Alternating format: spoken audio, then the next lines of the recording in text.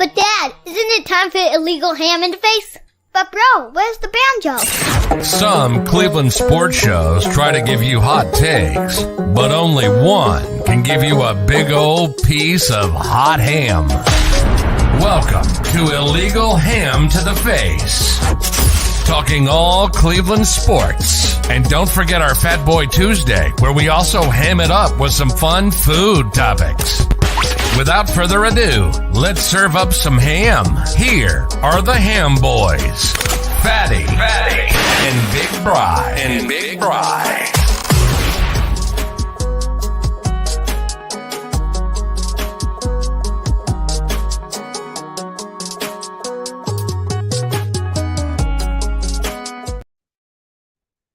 What's going on, everybody? I am that fat guy, Jared Fatty Bates. He is Big Bri. What is going on, big fella? Hey, what's going on, everybody? How you doing? All right, so we already got Justin in here saying Jordan's a goat, a hot dog is a taco. We lost an hour this weekend, not gained one, and got to troll you since you were late to keep myself entertained, which is understandable. We get that. Hey, get them out of the way early. Chris is here. Pie days, fella. What's your favorite pie? Black raspberry, big fella. Black raspberry. Apple. Simple. James, welcome in. And we will get into What's more up, of James? that here on Tuesday, Chris. Because for Fat Boy Tuesday, we are talking St. Paddy's Day. And we are talking pie because it is Pie Day. We're also going to get in Brown's free agency. There was a couple signings. Not the big home we were kind of thinking, but a couple doubles, I would say. And then we're going to get into Stipe Miocic is back fighting again in the UFC. He has another date coming up. And then we are going to make a special announcement that we're going to go back live here in the next month of April. Brian and I are working out a date. We do have a location. We will let you guys know when that happens, but we will be back out and about with the fans, with everybody else, talking food, talking Browns, and we're kind of leaning maybe late April, but we're not 100% sure yet. Person that we teamed up with, you guys know very well, especially here in Cleveland, and I'm very thankful they reached out to us and said, hey, you guys need to come to our place. We got a private room for you. We're about to have some fun. I said, let's do it. Let's set up a date. So keep posted that. Also, everybody, next week, we will not have a show next week. All right. Brian and I are on vacation next week. Free agency will be pittering down. Also, March Madness will be going on. So we're going to take a week off, see some family, see some friends, plus the boys are out of school. And we're just going to mellow out that week, and we will be back the following week, and we will be getting in touch with everything else. And also, Bri, our show is brought to you by hkeehl and Lake Erie APA. Also, City Dogs Cleveland. We got a thing coming up April 2nd. We got another one May 20th at the WJ Lodge in Berea. So please get a hold of us. Stay tuned to our social medias on Facebook and Twitter, and we will keep you posted on the dates, times, and everything that's going on. Oh, my Lord, Bri, that was a lot. All right, so, Bri, how you doing, bud? Oh, I'm all right. You know, it's March Madness, so I wish this past weekend has gone a little better for me, but I'm just excited to watch some college basketball for 4 straight days. And you know me, I will be off work on Thursday to take it all in, so looking forward to that. Half day Friday? No, I think Friday will be a normal day. You know, hopefully I do get back a little bit earlier, but yeah, you know, if everything works out, I can catch the tail end of the first couple games. Because you know, Friday with St. Paddy's Day and March Madness, it is going to be nuts. Oh yeah. Oh, I mean, if only the weather were a little bit better. It sounds like it's 100% chance of rain. So that's not going to stop anything. No, it won't. No, I mean, I inadvertently, I kind of wore my St. Paddy's Day green. This was not on purpose, I promise. Well, I'm glad you did. Toby is here. Good evening, Toby. We did, Brian, I think we figured out a date for the smoke off Thursday smoke off. So I'll let you know that off air. We'll get that going. Okay. Yeah. You got any shout outs this week there, big fella? No, not really. Like I said, I was kind of hoping to shout out my my alma mater, but they made it to the finals, and then Kent State did what Kent State does. So I guess a shout out goes to my brother. Him and I were talking trash back and forth, but he prevailed like Kent State usually does, and the streak continues. I think it's been 43 years now, which I didn't realize it'd been that long. 43 years since Toledo's been in the March Madness, so another missed opportunity for us. And guess who they play tonight in the NIT? Oh, who? Michigan. Oh, I don't even know what to do. I mean, yeah, it's an irrelevant tournament anyways. So I really don't care a ton, but probably mean a little more to Toledo to win that. Well, you better root for him to win that one, Bri. Yeah, well, sure. That's Chris, it. That's the only. Don't rub it in because we're about to lose. Ohio State's about to lose. Our Toledo is up 20-18. Wow. Okay. All right. Well, thanks for the update. Ohio State's about to lose their head basketball coach, supposedly. Do you think I don't so? know. I don't know. There's rumblings about it. And, something with Ohio State basketball, you never know what the hell is going to happen, Bri. I don't know. I'll tell you what, I was happy to see the team come together and make a run there at the Big Ten tournament and actually cause some havoc until they ran into like a 7'8", center from Purdue that nobody can stop. Pretty good. Obviously. I mean, God, somebody's got to chop down that monster, Bri. And I'm sitting there, I'm yelling at the TV. I'm watching it with my dad. I went to shout out to my family back home. I went and seen them. Shout out to my uncle who is getting ready to have heart surgery, and shout out to my cousin whose birthday was yesterday. So get all those out. But I was sitting there with my dad, and I'm sitting there just yelling at the TV. I'm like, hack him. Hack a Shack. What happened to Hack a Shack, Bri? I mean, that used to be like the formula. Like, can that kid really make that many free throws? It's a lot better than giving him 2 points. Hack a Shack. Yeah. I mean, I saw today he's the only unanimous All-American. And, I mean, if you look at some of these, it seems like guys are just not as big as they used to be. Like, a lot of teams are starting 6'8", 6'9". So, when you got a guy like that, you can definitely take advantage of it. And where did they find this kid from? They always seem to have. A couple of years ago, they had a 7'2" dude who was dominant, and like a 7'2" dude and like a 6'10" dude. They were just monsters. They're growing big there in Indiana, I guess. Like, they just spoon feed them there. Like, here, you stay in the barn until we bring you out for college. Like, unreal, Bri. Unreal. Big old boy. They're definitely big old boys. Well, Bri, you ready to get into our show today, big fella? We got a wild one. Today. We got a wild one today. We got a trivia, which I have for you, which is an easy trivia. I wanted to give you a little softball pitch, Bri, because I'm feeling nice. It's St. I thought it was Paddy's Day my coming. trivia. No, I thought you did trivia last week. Let's see, what week? No, you did combine trivia last week.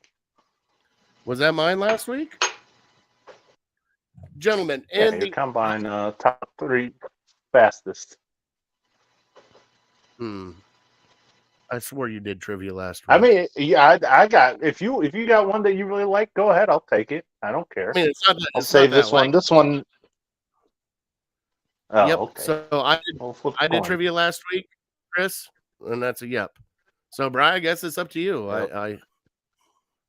Oh well, I got a Tom Brady trivia for you. Just your liking. Oh, great. I forgot about this one. Sometimes I'll just take screenshots on my phone and save it. And I meant to give it to you a couple weeks ago when you retired, but I got another one. You can't I guess, do we have a dog of the week? Oh, we do have a dog of the week, so you can't give it yet. Let me play our sounder. Sure.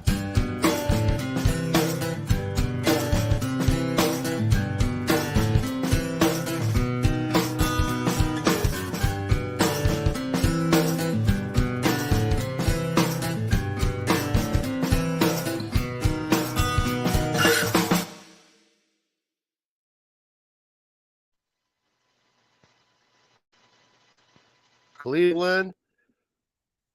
He goes, never mind. Bri did it. No Brady. Thank you, Chris. City Dogs of Cleveland. That's amazing. I love it.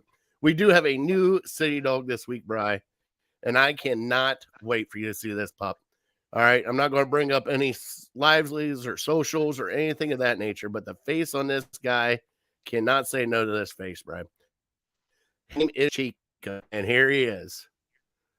Look at that face, Bri. He is a bundle full of energy. He's about 3 or 4 years old. Loves to play and have fun. Loves walks. Actually does pretty good on a leash from what I am told, Bri. Look at that. Hold on. I even got a better picture. Look at his face. You ready for this? This is going to be the zoom in. And adopt this dog. Adopt this dog. Adopt this dog. Look at that face, Bri. Yeah. I mean, I've never seen so many dogs smile when they get their picture taken. Look at all these faces. Mm-hmm. I love them, right? And then you got this little, just great dog, great people there at City Dogs. They will be doing April 2nd at noon. Pucks for paws at the good Monsters. Lord, Lake Erie Monsters game. And then May 20th at the WJ Green Lodge, we will be out there along with Top Dog Tailgate to do their summer tailgate for City Dogs of Cleveland. There's going to be food. There's going to be prizes. There's going to be 50-50. There's going to be music. There's going to be cornhole. There is going to be pretty much anybody and everybody from Brown's Twitter, if you want to meet them or not. About, I think, like 6 or 7 podcasts are going just to have fun and meet up with each other. I know the guys from, I think Always Positive Jay is joining us along with Kevin Arnold. I also believe that the guys from the Dog Chug will be coming up and having a great time. So come out, have fun with us. Cool. It's a $10 ticket. If you cannot make it, and I repeat, if you cannot make it, we're taking donations. Okay. So if you have $10 that you just want to help out City Dogs of Cleveland, send it to us. Send it to us here. Get a hold of me at Legal Ham. All of our stuff, you can find it here in the comments and down below in our profile. Get a hold of us. Any donation, anything will help out this cause. We are trying to raise, Bri. Now, listen to this. We are trying to raise $4,000 for City Dogs of Cleveland. That's what we're trying to do with this event. And that is a lot of money for them. So if you could help out, if you could do $10, you could do $5, you could do anything. We will take all donations to help out City Dogs of Cleveland. So, Bri, on that note, I had everything scrolling down underneath with the Chico. Okay. With Chico. All right. Got everything scrolling underneath with how you can get a hold of them, where they're at, their phone number, anything like that. Get a hold of them. Let's get our trivia done, Bri. It's a Tom Brady. Really, you gave me Tom Brady. Well, this could be the last Tom Brady one, so soak it all in. Oh, God, it should have been the last Tom Brady one about 6 months ago. That's now you see why I was fighting so hard for to get trivia from you. No, I know. All right, my Tom Brady trivia is as follows. He's I'm sure you've heard he's beaten every single team in the NFL. So there are actually, and he has a winning record against 30 of the 32 teams. The other 2 teams, there's 2 teams that he has a 500 record against. So give me one of those 2 teams. Oh, nice. All right, I like that one. And I think it's tough. It's tough. I have an inkling. I think one team he's 9-9 against, and the other team he's 2-2 against. So I think I know that one AFC, one NFC, if that helps. Okay, I think I know the team that he's 2-2 against. We'll save that to the end. I think I got it. All right, Brian. Well, let's get into our Cleveland headlines and play the funk music for Chris because he loves it.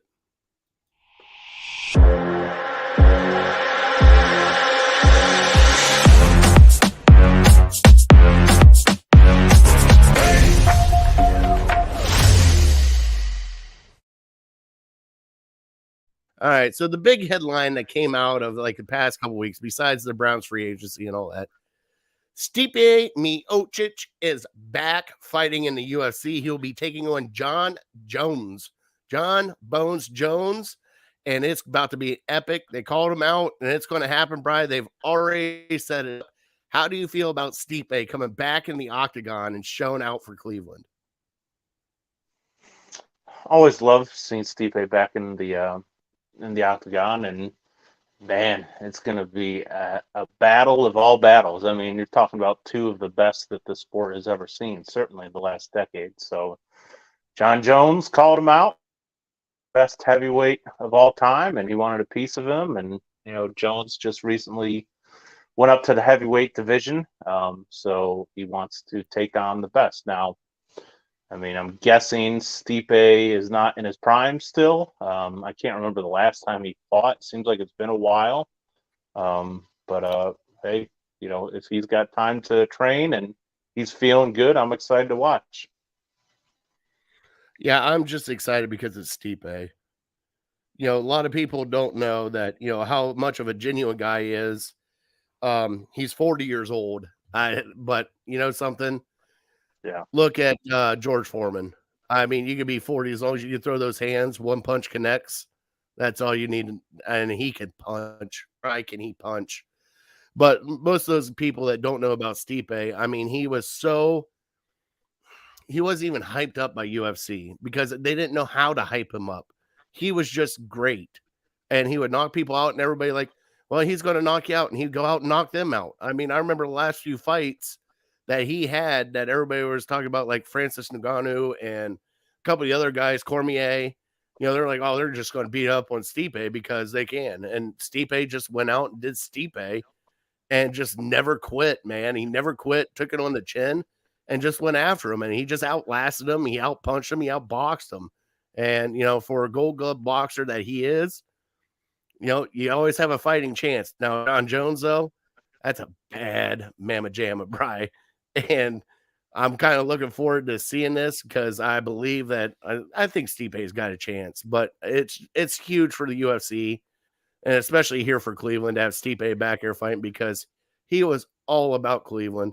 He's all about Cleveland no matter where he goes. He talks about Cleveland all the time. He is just one genuine dude, and he really is. And I'm just happy for him to get back in UFC and get one more fight. Yeah.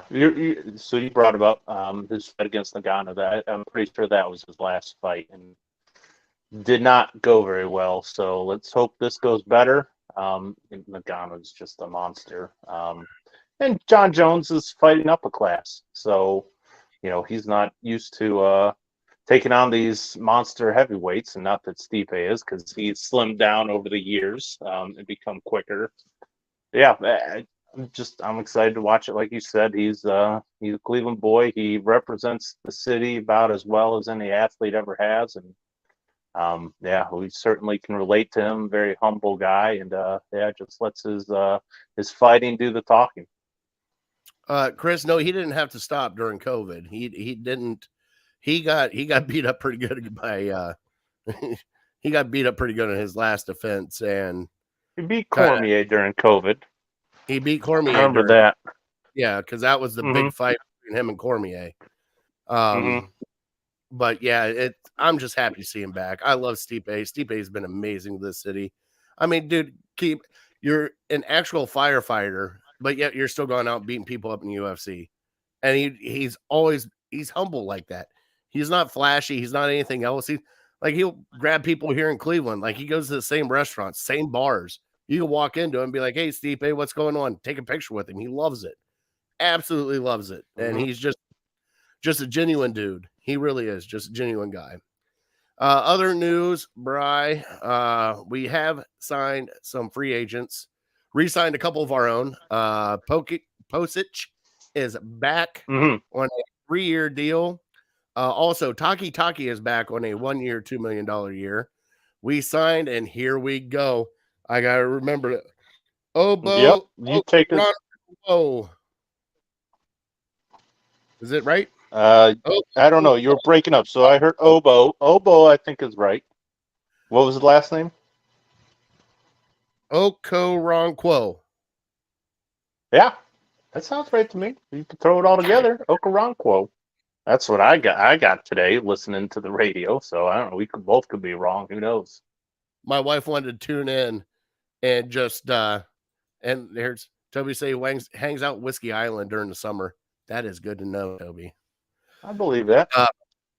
Yeah, Brian, I texted Brian today during during everything. I'm like, have you figured out how to pronounce his name yet? And he goes, I'm working on it right now. I've been working on it all day, and I have butchered it all day. But we got a defensive end from Houston Texans, 27 years old. He never really is a 3-down kind of defensive end, but he is highly graded as a pass rusher, which we really need on the outside. We'll see how well he does. They brought him in on, I think it was like what, 8 or 9 million a year. They brought him in on, Brian. It might even be cheaper than that. I'm not sure, but yeah, in that ballpark. And then the big signing, we thought they were going to make a huge splash. They made a big splash to begin with. Dalvin Tomlinson, they signed him, a big boy that is going to eat up the middle. 6'3", 327 pounds. We've been clamoring for a big guy who will play 3 downs. He can get after the quarterback if he wants to. But a lot of people were kind of hoping for Draymond Jones. We were kind of hoping for, all the other big name defensive tackles. But I think they did all right with this, Brian. I mean, it's not a home run, but it's a double or triple. It's somebody that's going to plug up the middle for him. What do you think? Yeah, to be honest, I'm a little surprised that people are down as they are on the Tomlinson signing. I mean, and this will sound like Buckeye hate, but it's not, because I was on board with Draymond Jones at first too, and I'd have been fine if they signed him. I'd have, he's a great player, so don't get me wrong by saying this, but Draymond Jones is 280 pounds. He's basically Myles Garrett's size. Is that what we need to stop the run up the middle? Not in my estimation. You need a big dude. I mean, stopping the run was our biggest issue last year. So I understand you want to talk about like the pressures that he had or the sacks that Javon Hargrave had. But you need a run stuffer, and run stuffers aren't going to stuff the stat sheets like some of these other defensive tackles. So I think it was a hell of a signing. Obviously it's not the greatest thing that they could have done. Hargrave is a better player because he can rush the passer and stop the run. But $21 million a year. I don't know if that really is feasible for the Browns right now in their cap situation. I mean, all right. So, Brian, they had to restructure a whole bunch of stuff. That was the other thing. Deshaun Watson got restructured, freed up $36 million. They're talking about restructuring more with Cooper, Chubb, I think Teller, Batonio, anybody they could restructure this year, they're going to try to free up some more space that they can actually go out and take some swings. From what I have seen so far, the wide receivers really haven't taken off except for Allen Lazard today going to the Jets. But that was, I got to talk to you about Aaron Rodgers too here in a little bit, Bri. But it's just, it's been a weird kind of, so far you had your big boys go off really quick. And it was Hargrave. It was Draymond Jones going to, Seattle Seahawks for what he got paid. It was quarterbacks like you weren't expecting going where there. It was like Garoppolo going to Las Vegas. You had the Waller trade today, that Waller for a 3rd round pick. I mean, just it's been fast and it's been furious. But I think so far, if I had to grade the Browns so far, it's not flashy. It is a good haul for what they got, for what they pay for, especially. I think they're not done yet. I think they're going to get another linebacker, Bri. Your boys out there, let's get some Chauncey. Let's bring in Chauncey in here. There's another big name that you could get, and let's see how it goes. Yeah. Just I'm excited to see what happens, Bri. And I think they've done good so far. So if I'm going to grade it, I'm going to give them a B so far. I haven't really been like blown away, but everybody they've got is solid. And I actually think that they helped out this team a lot with just what they picked up. Yeah, I think a B is fair. I think realistically, understanding the Browns situation that they're in and understanding what their front office does, this is about right on par with that. I mean, I'm happy that they got Tomlinson because he can stop the run and he's better than anything that we've had in the past few years. I wish he was maybe a little bit younger, but up to this point in his career, he's been pretty durable. So I'm happy to get him. Obo, having him in there, he's like a pass rusher. And knowing what we know about this front office, what do they love? They love their own draft picks. And this tells me they're going to still be counting on Alex Wright, Isaiah Thomas. They're going to be counting on these guys. These guys are going to be getting on the field. They're a little bit bigger defensive ends, whereas Obo is just, he's a speed rusher guy. So, he's going to be your third down guy out there trying to get to the quarterback. But these other guys, they're going to be in there. They're going to be playing. And same thing goes for the defensive tackles. I think hopefully Tomlinson is on the field, first and second down, maybe third and short. But I think, the guy that everyone wanted in Draymond Jones, I think the Browns are hoping that they already have him in Perrion Winfrey. Hoping that he's going to be your pass rushing defensive tackle. And, they have high hopes because they drafted him. And Winfrey certainly disappointed in his first year. But the old adage is you don't see a bigger improvement in an NFL player than from year 1 to year 2. So they're hoping that he makes that jump and he can be that guy to put some heat up the middle. And then we still have Elliott. We still have Togiai. Maybe with the right coordinator in there and Jim Schwartz, maybe he can get the most out of them.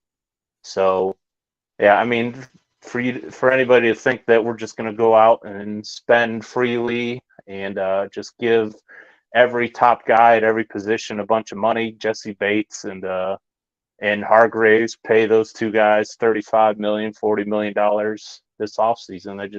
I don't think it was realistic. I mean, you got your $20 million defensive back last year with Denzel Ward. You got your $15 million offensive weapon last year in David Njoku.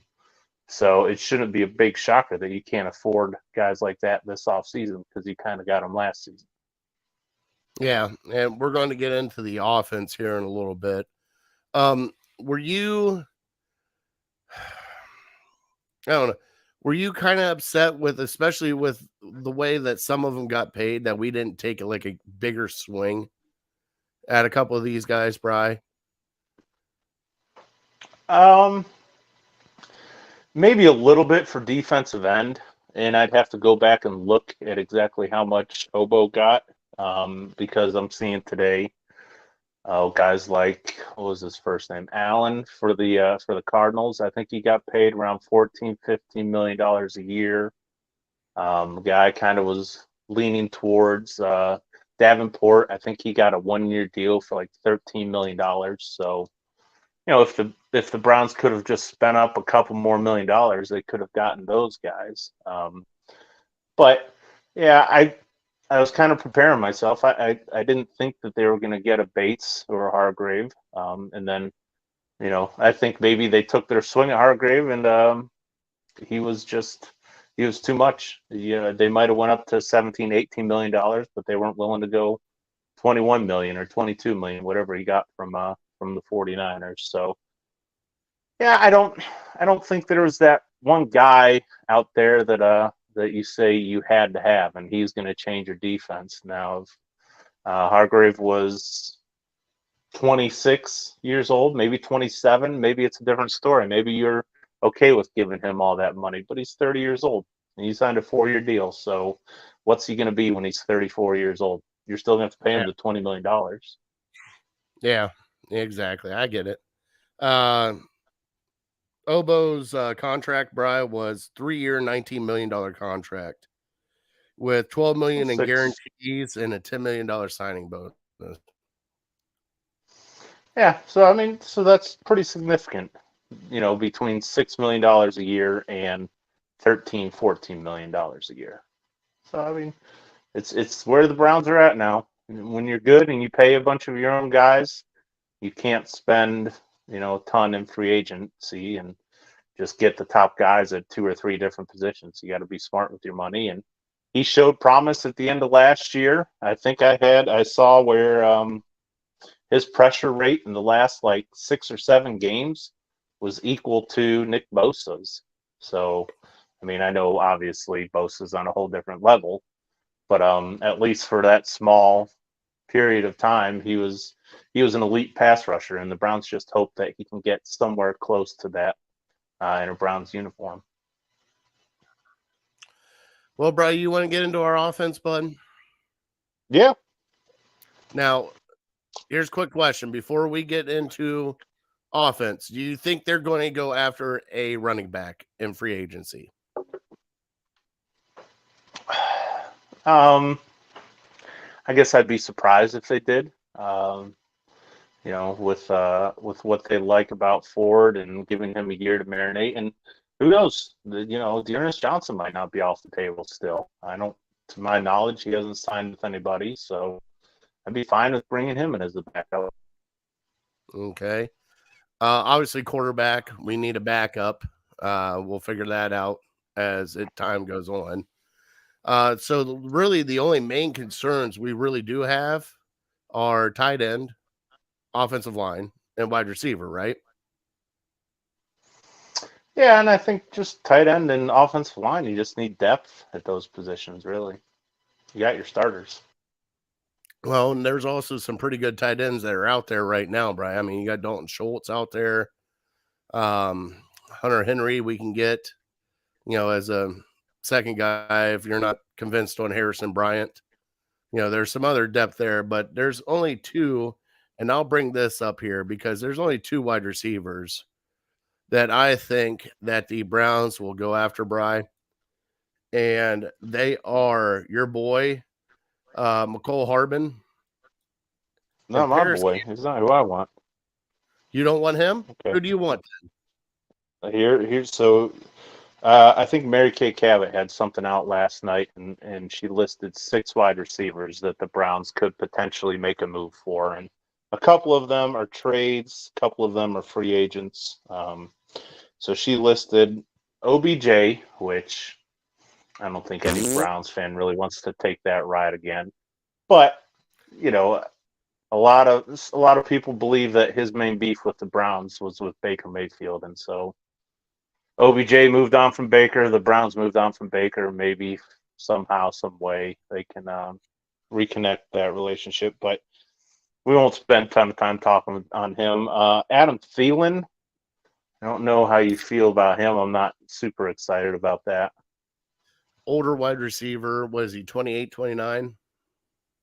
I think he's like 32. Oh, Jesus, God, no. I don't need a 32-year-old. We already got Amari Cooper, Bri. Right.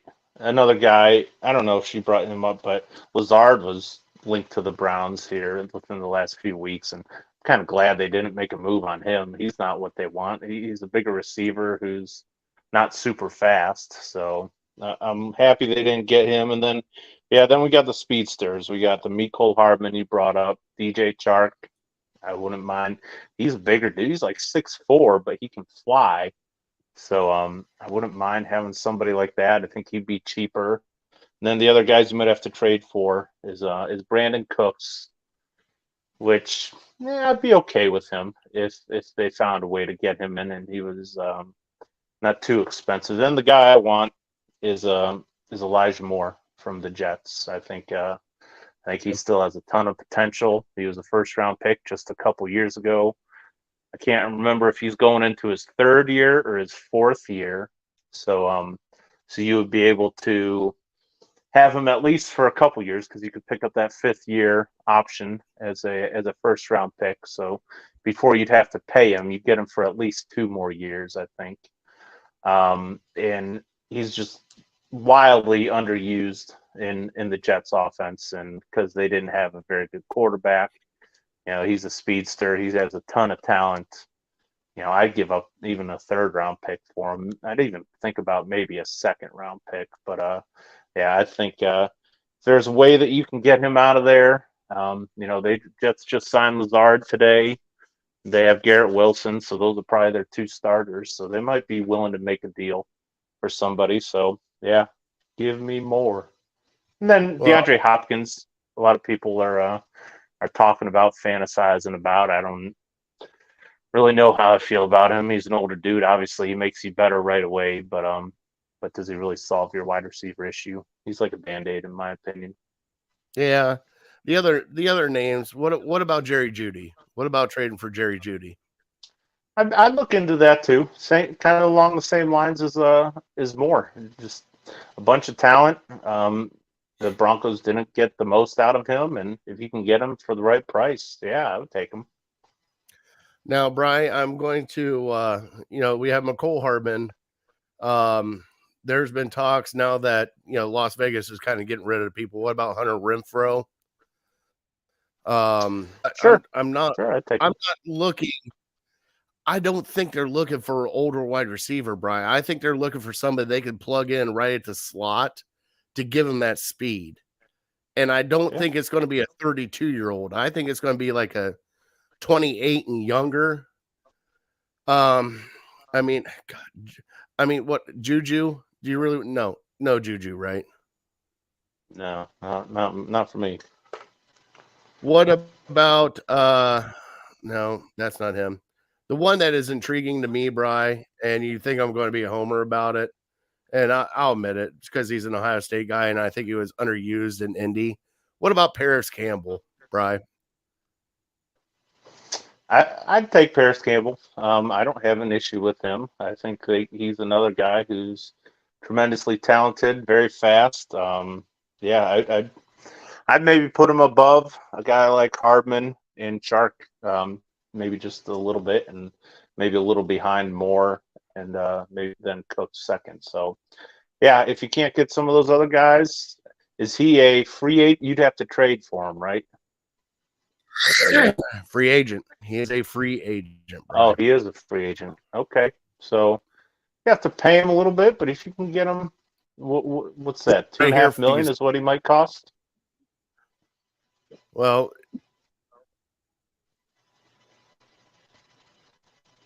they're 1 year, 2.5 million to prove here to see, because he was injured in Indy, but you got to look at Indy and who they've had for the past couple of years, Bri, and the way that he was used at Ohio State with the speed. He was that slot guy that was taking sweeps, taking all that kind of stuff. That could almost be like our version of Tyreek Hill. No, he's not as fast. I get that he's not as fast as Tyreek Hill, but he does have some speed, Brian. You and I both know he has speed.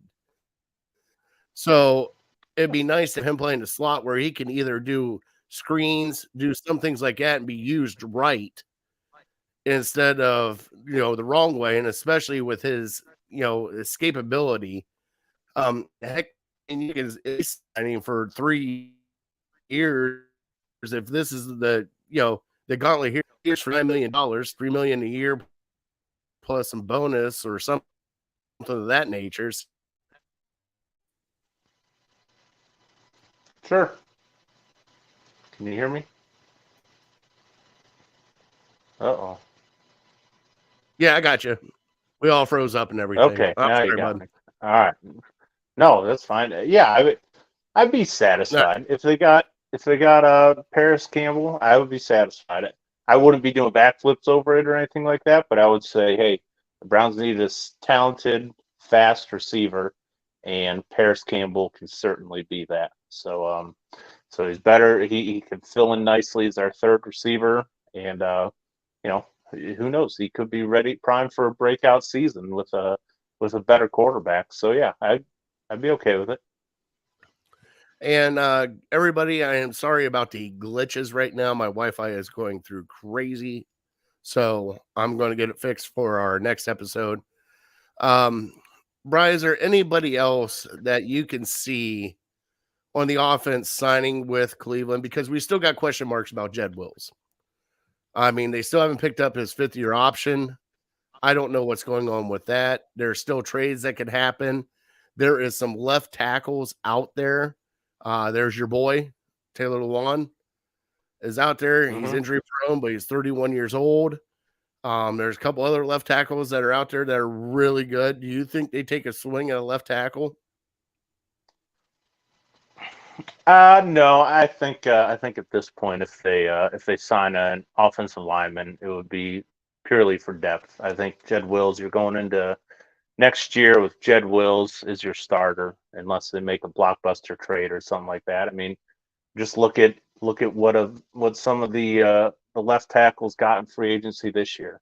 You know, you're talking guys making $15 to $20 million, guys like Mike McGlinchey and whoever the Chiefs just signed, and Orlando Brown is still out there. So if you want to sign a starting left tackle, it's going to cost you a pretty penny. So I think the Browns are just content, at least for another year, with having Jed Wills out there. He's not like bottom 5 starting left tackle in the league or anything like that. He's just maybe not what we build him as when he took him with the 10th overall pick. So I think another year of seasoning, another year of training, and I think they're hopeful. Who knows?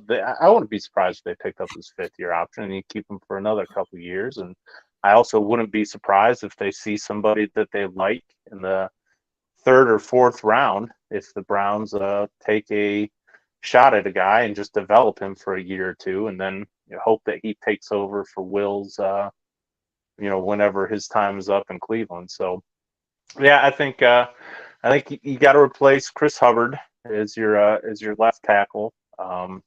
We have Hudson still. Not sure exactly what he'll be, but we know that Conklin is injury prone. I'm sure they wouldn't mind a guy who could play both guard and tackle as a backup, because right now Nick Harris is kind of your backup center, and he can maybe switch to guard a little bit.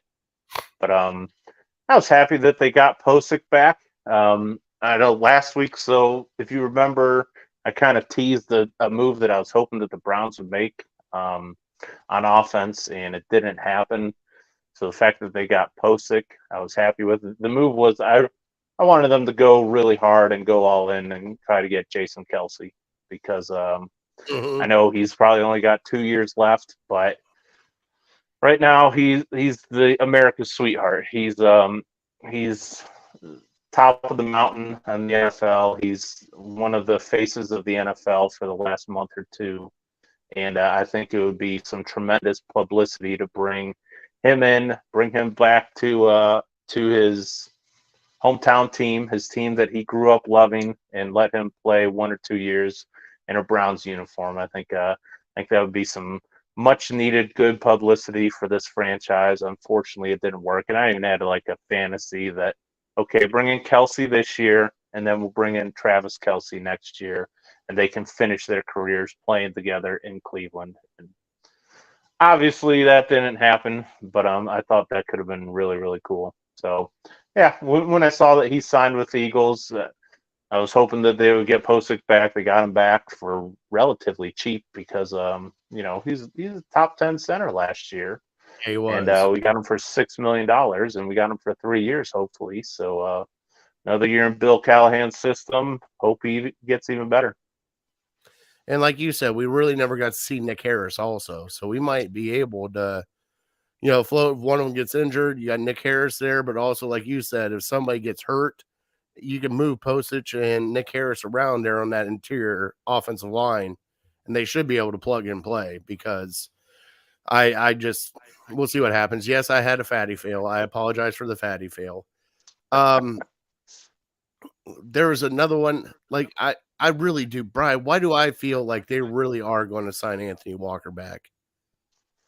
Oh, I hope they do. Absolutely. Yeah, I think it's probably in their plans. And at this point, I can't imagine teams are lining up to give him big money. So we saw the importance of him in this defense the first month of last year before he got hurt. So, yeah, he's the most valuable to the Browns right now.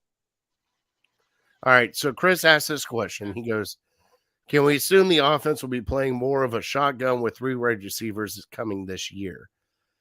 I can't guarantee that, because they still got Nick Chubb. They're more of a downhill run, more of a zone.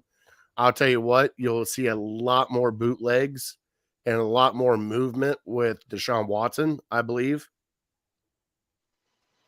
Yeah, I think we will see a lot more shotgun. I think we've seen our last of the three tight end sets. I think you're down to one tight end, maybe two tight ends once in a while. The 12-man personnel.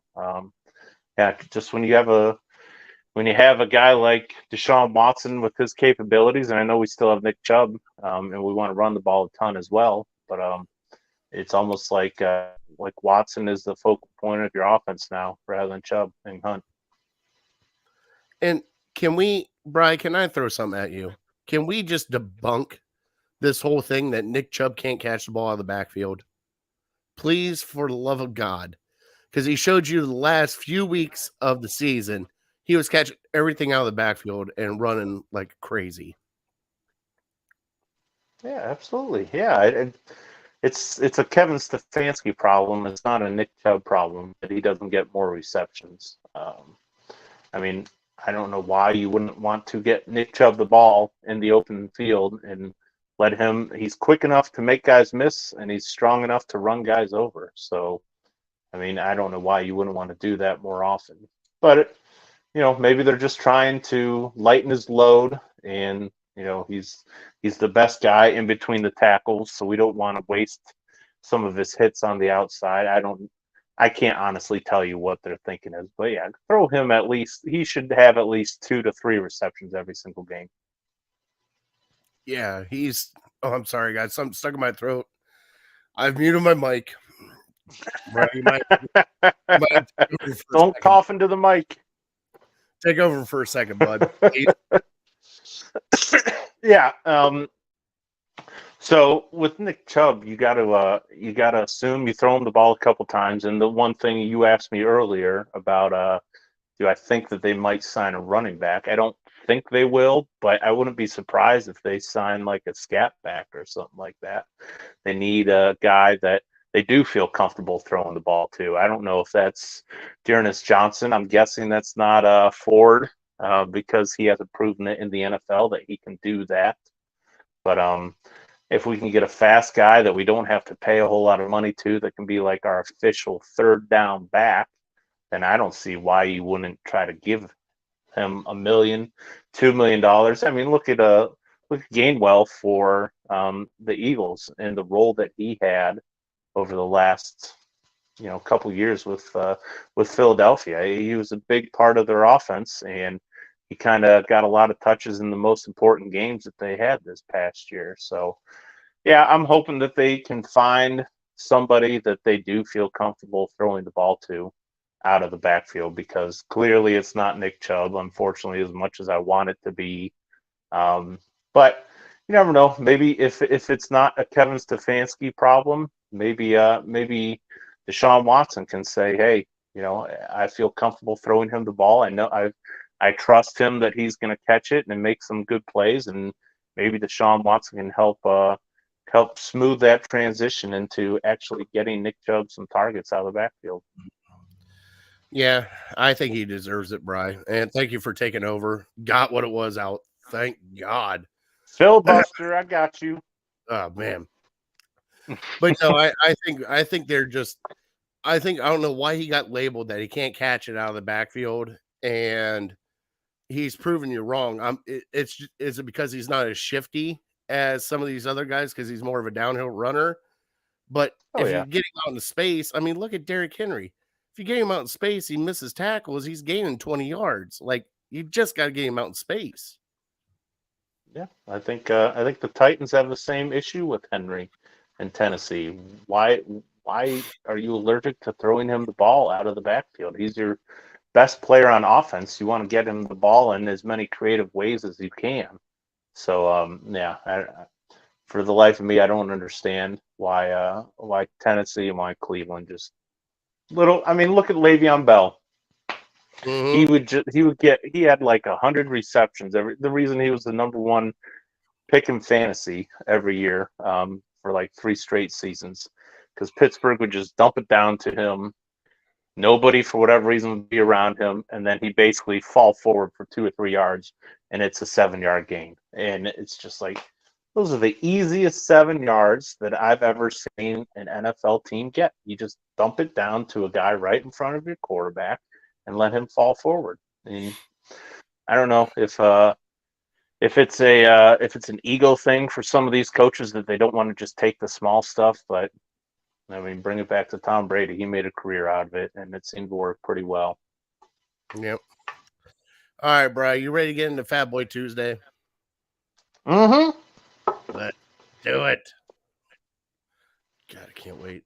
I'm all excited about corned beef, Bri. And now it's time for Fat Boy Tuesday. It is Fat Boy Tuesday, and I'm glad you're smirking at my corned beef comment before we started this. Bri, it is St. Paddy's Day coming up. That is green beer. That is kegs and eggs. And that is a 3-hour wait for a corned beef sandwich from Slyman's. You and I both know that, and it's huge here in Cleveland. So, Bri, what is your favorite thing about St. Paddy's Day? Did I see? I thought I saw that they tore the Slimans down out by you guys in Pepper Pike. Is that right? Yeah. What's going in there? I don't know. They've leveled it, so I don't know what they're doing. That's too bad. Hey, you know me. I'm not a big corned beef guy. I'll eat it. I don't have anything against it, but it's not like top of my list. I don't get as excited as you do, but I'm trying to think of good Irish food that I like. The boxty is not bad. Sometimes I'll get that at the Irish pubs and restaurants that I go to. There's a place in Medina called Sully's. It's an Irish pub. They have, I think I've told you, the Reuben egg rolls, which are phenomenal. That's even though I say I don't love corned beef, those are probably at the top of my list for different types of Irish food that I can't wait to have. Now, we do have places that are just, they go all out. I mean, like I said, 6 a.m., bars open. You have the parade downtown at noon, and then it is just a fest all the way through. But some of the places that here in Cleveland, if you have never been to, please check these places out. Loco Leprechaun, Westlake. They do their own beer. They have a Reuben pizza. I know the place is phenomenal. I've had the food there. Also, our place, Mr. B's. Vic is throwing out a corned beef spread for dinner, and they're having drink specials all through the day. And also my corner bar. So, Bri, do you know of any other places that have got a nice little special going on? I can't say that I do. I mentioned Sully's. I know Hooley House and Fairlawn will probably have a pretty big crowd, being like an Irish pub type setting. But yeah, other than that, my mind blanks. I'm too far out of the game. I really don't go out and enjoy St. Patrick's Day like I used to anymore. Well, if you can hit anywhere in Parma, especially downtown's going to be a blast, especially with Slyman's, Flannery's, all those guys down there. Just go out, have a green beer. If not have a green beer, have one of the Irish car bombs. Highly recommended by that fat guy. It's been a while. When was the last time you had an Irish car bomb? I am not allowed to say on air right now. Within the last year? Yes. Wow. I can't even remember. So it's Jaeger and Bailey. Is that it? Jaeger, Bailey's, and Jameson. Okay. Yeah, that sounds right. Gosh, yeah, those used to be. Yeah. Nice. No, it's not even Jaeger. It's Guinness. Guinness. That's right. Okay, yeah. Guinness, Bailey's, and a shot of Jameson with the Bailey's. Yeah, I remember doing those with my brother at Ray's place out in Africa and Kent, and yeah, I didn't quite make it to the bathroom one time. Yeah, like I said, though, if you guys are out and about on Friday, go check out Mr. B's and My Corner Bar. Let them know that the fat guys from Legal Ham of the Face, Big Bri and Paddy, sent you there. They'll love it. They'll hook you up. You might even get a free drink out of it, depending on what bartender you talk to. But go out, check out those places, help them out because they do put on a good spread. I know Vic does. Vic always has like, oh God, I don't even know how much corned beef he's got going on. But from open to close, he is cooking corned beef. And they just have it out. You could do a little plate style or sandwiches, whatever you want. But they go all out there at Mr. B's and my corner bar. So, Damon, I love you too. All right, Bri. What was the place that you were texting me about a couple weeks ago The about wooden maybe nickel. meeting up on St. Patrick's? Yeah, the Wooden Nickel. Mhm. Is it in Brunswick or Valley City? It is in. Somewhere in between there. No, it's out by Copper Top. Yeah, that's kind of in that area, in between Brunswick and like Valley City. Valley City, I near think. 303. Yep. By the way, stay tuned because we might be having a show out there too. You've been to the Wooden Nickel? Let us know. See how good it is because Brian and I might be traveling out there to take a look. I mean, you can't go wrong with a bar named a Wooden Nickel, right? Been past there many times and never been in, so but it seems like a cool place. So I'd be very excited to go there.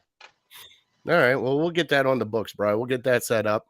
Like I said, we do have some big announcements coming up here later on this month for next month. Bri, you ready to give me some trivia? Yeah. All right, Got then we'll do trivia. our top three. And by the way, trivia is brought to you by City Dogs of Cleveland and this face right here. That face right there. That face is Chico. Please adopt Chico. Look at that face. Can't say no to that face, Bri. Can't do it. No way. All right, so you gave me Tom Brady trivia, Bri. Come on, man. Yes, sir, I did. All right, It's probably the so last one. We'll see. 2 teams that he has got a losing record. Does not have a winning record against. They're so tied. He's 500. Yep, he's 500. So Yep. first one right out of the gate, New Orleans Saints. Not a bad guess because he struggled with them in Tampa Bay. But I think, believe it or not, he does have a winning record against them. 7-5, maybe. Don't quote me on that. Damn, I thought it was. I'll give you another shot. Do you want a shot at the AFC team? All right, AFC 9-9. He is 9-9.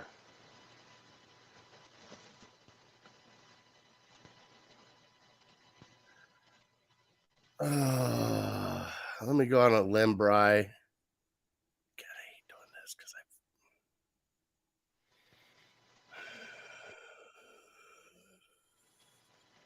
Indianapolis Colts. Very close. Peyton Manning's other team. Denver Broncos. I was going to go Denver first. I probably would have guessed the Ravens because he seemed to have some trouble with the Ravens at times. John Harbaugh seemed to have his number in the playoffs. So yeah, 9-9 against the Broncos, 2-2 against the San Francisco 49ers. Niners were the other one. Okay.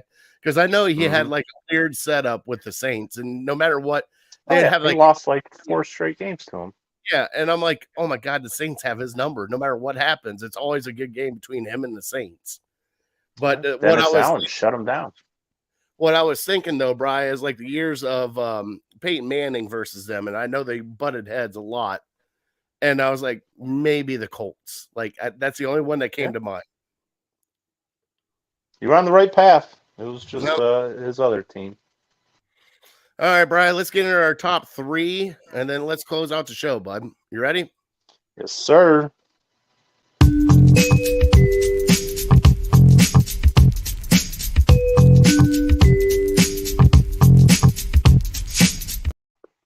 All right, big fella. Our top 3 today is, let me pull it up here, favorite runs in March Madness underdog style. All right. And you brought it up last week, teams who you rooted for, underdogs that you rooted for, just other teams that you rooted for that, people might not know. This is all March Madness, bud. And there has been madness upon March Madness throughout the years. And I want to know your favorite teams that you rooted for that were underdogs in March Madness, Bri. Okay. I got you. So let's be honest. I gave you my top two last week with Kent State 2002 and the Maryland 2002. So I'm taking those out. I've already mentioned them. We won't talk about them again.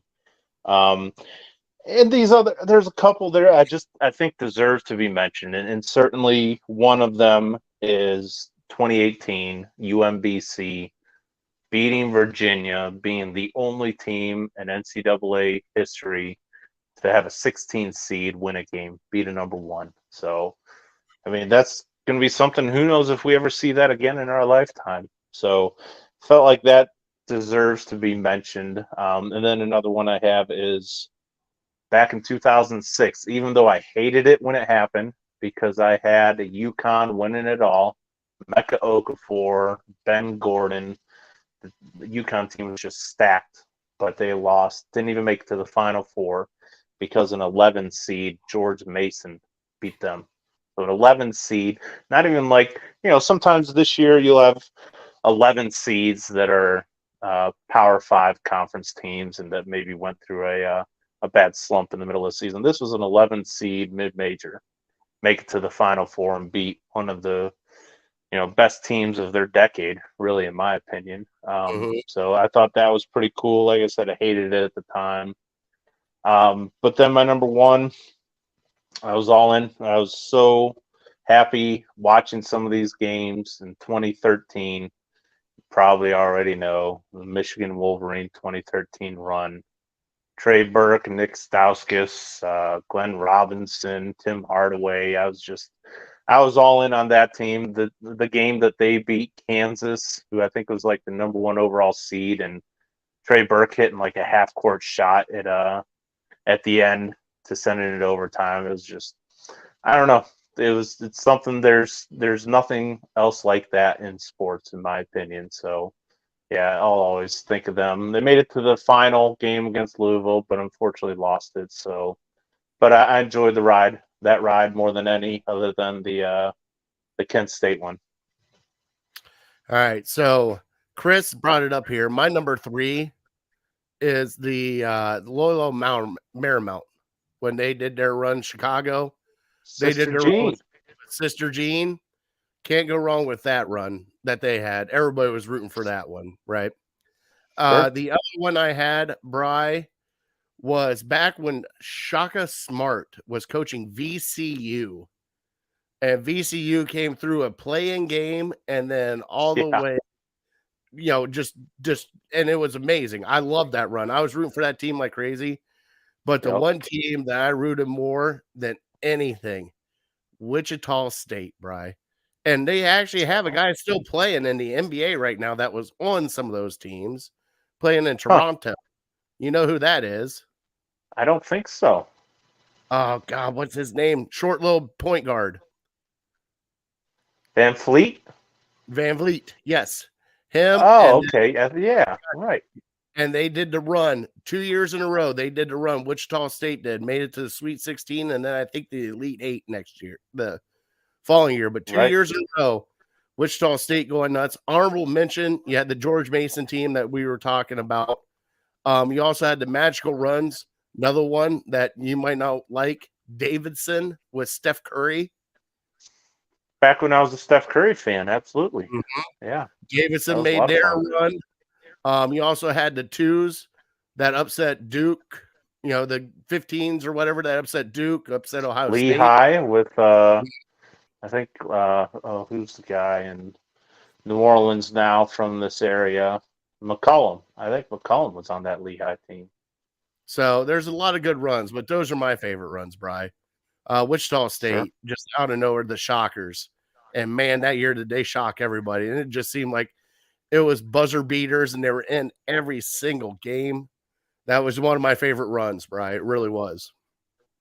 Lob City? Is that what they're called? Lob City? Dunk City? I can't remember. Florida Gulf Coast? Oh, yeah. They're a 15 seed, beat a 2 seed. They might have beat Michigan State or something. Yes. Yeah. pretty special. And I mean, every year there's a double-digit seed that reaches either the Sweet 16 or the Elite Eight for the last however many years. So when you're filling out your bracket, you got to pick a double-digit seed to get to the Sweet 16. And you know something? You might as well write down right now, Bri, Kent State. Kent State might yep, get the revenge on Indiana. Yeah, Heck yeah. Indiana's not that great. No, I they're mean, not. let's be honest. In the Big Ten, it's Purdue and it's everybody else. Michigan, who didn't even make the tournament, like their last game, I forget who they were playing. They might have been playing Indiana, maybe Illinois. Had they won that game, they would have been the number 2 seed in the Big Ten tournament. Because they lost, they fell to the 8 seed. So everybody's just jumbled up right there at basically the same record. So yeah, anybody in the Big Ten other than Purdue, I'm not too impressed with. All right, Brian, you ready to close it out? Enjoy our yes, sir. Week vacation. Like I said, we will not be here next week. Brian and I are both on vacation next week. We're going to enjoy our time off. We will be back the following week. Like I said, also stay tuned to all of our social media, our Facebook, our Twitter, all that for an announcement coming up for our Back at It live show at a wonderful establishment coming soon. We will let you know the date, the time, and all that. Other than that, Bri, we want to thank our troops, our first responders for everything they do. We want to thank hkeehl and Lake Erie APA, also City Dogs of Cleveland. Please adopt Chico. I mean, you cannot go wrong with a dog named Chico, Bri. I just want to yell at my house, be like, "Yo, Chico," and see what happens. But we'll see what happens. Maybe my wife will let me adopt him. I doubt it, though. On that note, Bri, I know. Got it. Should I flick the? Should I take out the toothpick and flick it at the screen when I'm done? You could. Sure, you could. Absolutely. All right, Brian. God bless him. Yep. God bless you. God bless your family. God bless America. All right. I am that fat guy. He is Big Bri. We are definitely a legal ham to the face. We are definitely uncorked, unloaded. We're out. Thank you guys so much for watching. See ya.